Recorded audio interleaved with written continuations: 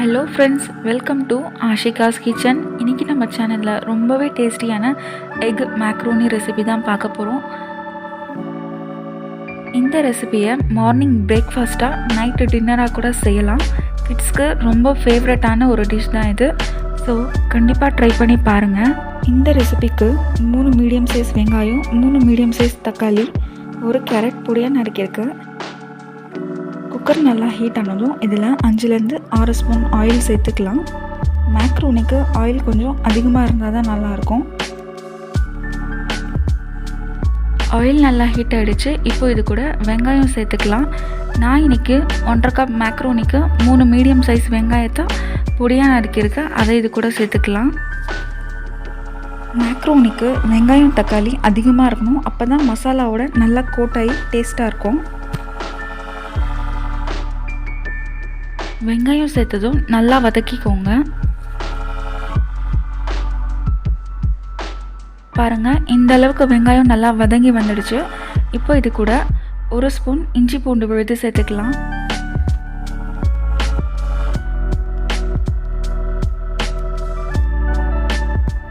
இஞ்சி பூண்டு சேர்த்தாச்சு. இப்போ இதில் இருக்க பச்சை வாசனை போகிற வரைக்கும் நல்லா வதக்கிக்கலாம்.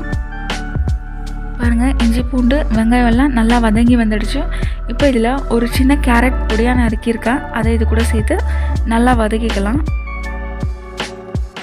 கேரட் ஆப்ஷனல் தான், ஆனால் சேர்த்தா நல்லாயிருக்கும். இப்போது இதில் 3 மீடியம் சைஸ் தக்காளி ரஃபாக சாப் பண்ணியிருக்கேன். அதை இதில் சேர்த்துக்கலாம். வெங்காயம் எந்த அளவுக்கு எடுக்கிறோமோ அதுக்கு ஈக்குவலாக தக்காளி எடுக்கணும். அப்போ தான் டேஸ்ட்டு நல்லாயிருக்கும்.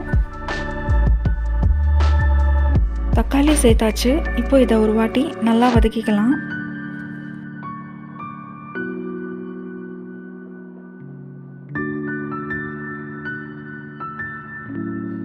பாருங்கள், வெங்காயம் தக்காளி எல்லாம் நல்லா மசிஞ்சு வந்திருக்கு. இப்போ இதில் 1 ஸ்பூன் உப்பு, 1/4 ஸ்பூன் மஞ்சள் தூள், 1 ஸ்பூன் குழம்பு மிளகாத்தூள்,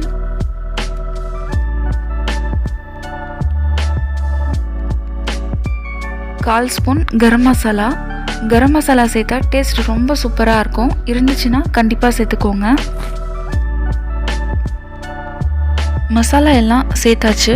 இப்போது ஸ்டவ்வை மீடியமில் வச்சு 2 நிமிஷத்துக்கு நல்லா வதக்கிக்கலாம். பாருங்கள், மசாலா எல்லாம் வதங்கி எண்ணெய் நல்லா திரிஞ்சு வந்திருக்கு. இப்போ இதில் கொத்தமல்லி சேர்த்துக்கலாம்.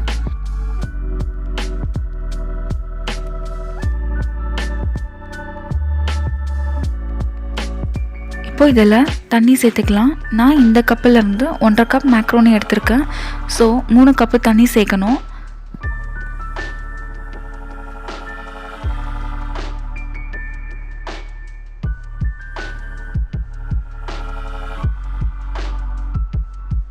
இப்போ இதை ஒரு வாட்டி நல்லா மிக்ஸ் பண்ணி விட்டுக்கலாம். தண்ணி நல்லா கொதிச்சிருச்சு. இப்போ இதில் மேக்ரோனி சேர்த்துக்கலாம். நான் 1.5 கப் மேக்ரோனி எடுத்திருக்கேன். கிராம் கணக்கில் பார்த்தீங்கன்னா 150 கிராம்ஸ் இருக்கும். 150 கிராமில் பெரியவங்க 2 பேர் தாராளமாக சாப்பிடலாம். நான் இன்றைக்கி ஸ்பைரல் ஷேப்பில் மேக்ரோனி எடுத்திருக்கேன். உங்களுக்கு எந்த ஷேப் கிடைக்குதோ அதுலேயும் செய்யலாம்.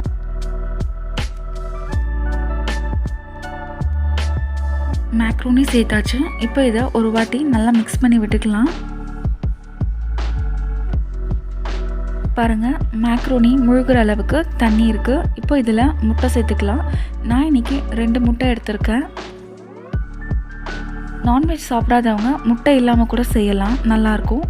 முட்டைக்கு பதிலாக மட்டன் கொத்துக்கறி, சிக்கன் க்யூப்ஸ், எறா இதில் கூட செய்யலாம். டேஸ்ட்டு ரொம்பவே சூப்பராக இருக்கும். இப்போ இதை மீடியம் ஃப்ளேமில் 3 விசில் விட்டுக்கலாம். பாருங்கள், 3 விசில் விட்டாச்சு. இப்போது ஓப்பன் பண்ணி பார்க்கலாம்.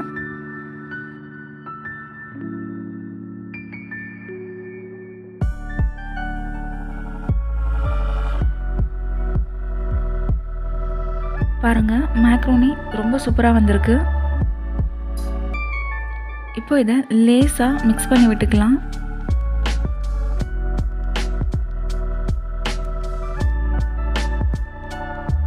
ஃபைனலாக இதில் கொத்தமல்லி சேர்த்துக்கலாம். 10 நிமிஷத்தில் செய்யக்கூடிய ரொம்ப டேஸ்டியான ரெசிபி தான் இது. இட்லி தோசை சாப்பிட்டு போர் அடிச்சிருந்தா இந்த ரெசிபி ஆல்டர்னேட்டிவாக செய்யலாம். கிட்ஸோட ஃபேவரட் டிஷ் இது.